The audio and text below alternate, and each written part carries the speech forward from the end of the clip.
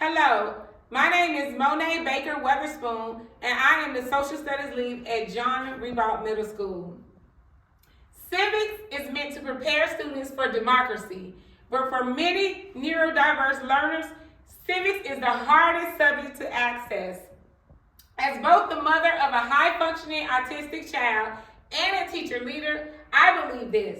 If a child can't learn the way you teach, then maybe you should teach the way a child learns. This fellowship allows me to study inclusive civics instruction designed for neurodiverse students. Designing inclusion. This is my class every single day. In my classroom, students show up with very different needs.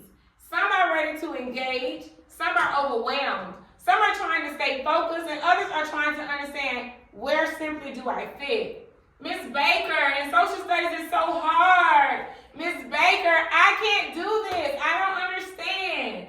In social studies, especially civics, the content is often text-heavy and fast-moving, which can leave neurodiverse learners feeling lost before learning even begins. This image reflects what I see every day and why inclusive design is not optional, it's essential. In St. Thomas, social studies extends beyond textbooks and worksheets. It's embedded into the community. Students learn history and civics identity by engaging with public spaces, monuments, museums, where the culture begins. Learning feels grounded and relevant as students interact. For neurodiverse learners, this place-based approach matters. It reduces cognitive anxiety.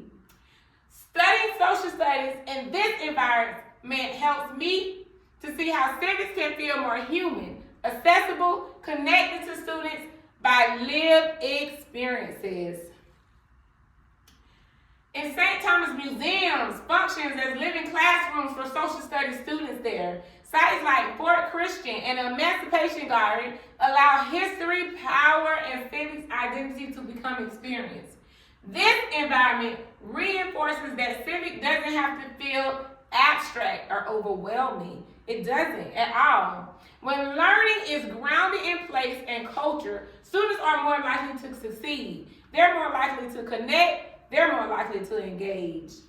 Observing these institutions will help me translate place-based experimental strategies back into my classroom to make civics more accessible for all learners, not just one kind.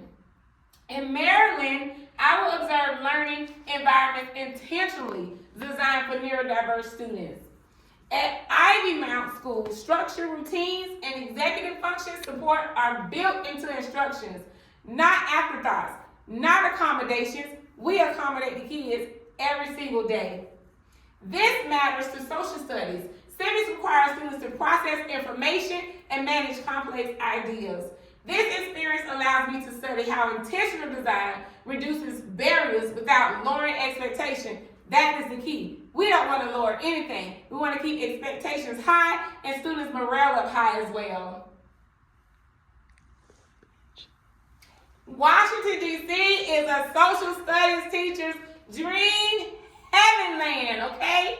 Its museums bring civic history and democratic principles to life through real stories and artifacts. For students who struggle with text-heavy instruction, museums offer visuals, interactive entry points, and complex content.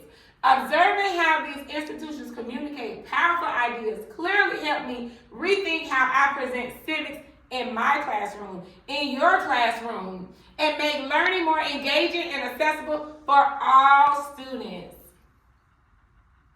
This fellowship brings everything together. Civics is often abstract and text-heavy, yet my students, many of whom are neurodiverse learners, need instruction that offers structure, flexibility, and meaningful lessons. At Ivy Point School in Maryland and Civic Institution in Washington, D.C., I am learning how intentional design, executive function, and all of that goes together.